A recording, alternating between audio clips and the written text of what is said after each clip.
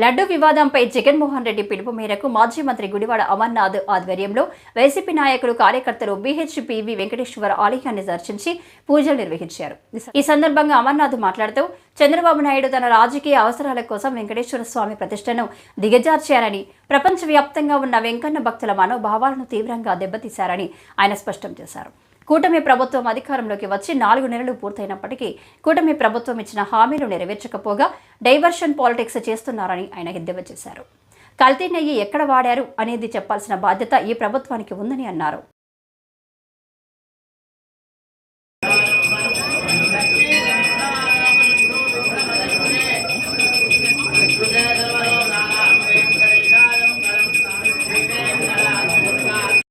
कर्पूरनीराजनं संदर्शयामि गोविंदा गोविंदा गोविंदा వచ్చినటువంటి 10 రోజులుగా రాష్ట్ర వ్యాప్తంగానే కాదు ప్రపంచవ్యాప్తంగా కలియుగ దైవం అయినటువంటి శ్రీ వెంకటేశ్వర స్వామి ఈ అత్యంత ప్రీతిపాత్రమైనటువంటి ప్రాంతం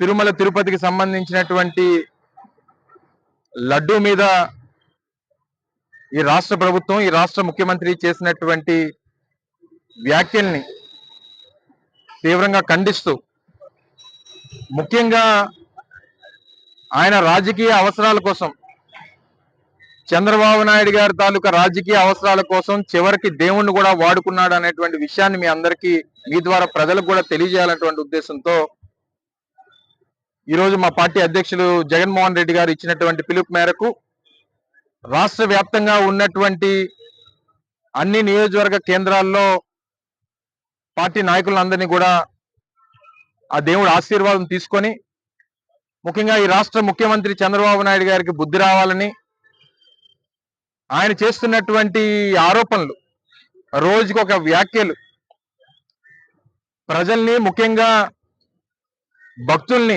వెంకటేశ్వర స్వామి భక్తుల్ని అయోమయంలో నెట్టేసేటువంటి కార్యక్రమాన్ని చేస్తా ఉన్నారు. తిరుమల తిరుపతి అంటే హిందువులకి, ముఖ్యంగా వెంకటేశ్వర స్వామి భక్తులకి, ప్రపంచవ్యాప్తంగా ఉన్నటువంటి భక్తులకి ఒక సెంటిమెంట్. అటువంటి సెంటిమెంట్ తో ఆటలాడుకుంటున్నటువంటి రాష్ట్ర ముఖ్యమంత్రిని, ఆ ముఖ్యమంత్రికి బుద్ధి రావాలన్నటువంటిది ఈరోజు రాష్ట్ర ప్రజలందరి తాలూకు కోరిక. మీరు ఇచ్చినటువంటి ఎన్నికల హామీలు, మీరు చేస్తున్నటువంటి పొరపాట్లని కప్పిపుచ్చుకోవడానికి, వాటి నుంచి డైవర్ట్ చేయడానికి ఈరోజు ఈ స్థాయిలో డైవర్షన్ పాలిటిక్స్ చేయడం అనేటువంటిది కరెక్ట్ కాదు, సమంజసం కాదు. ముఖ్యంగా దేవుణ్ణి వాడుకోవడం అనేటువంటిది అంతకంటే అన్యాయం ఇంకోటి ఉండదు అనేటువంటిది రాష్ట్ర ప్రజల తాలూకు ఆలోచన. సరే, మీరు సూపర్ 6 హామీలు ఇచ్చారు, చేయలేమని చెప్పండి. స్టీల్ ప్లాంట్ ప్రైవేటీకరణ ఆపుతామని చెప్పారు, ఆపలేమని చెప్పండి. మాకు చేత కాదని చెప్పండి.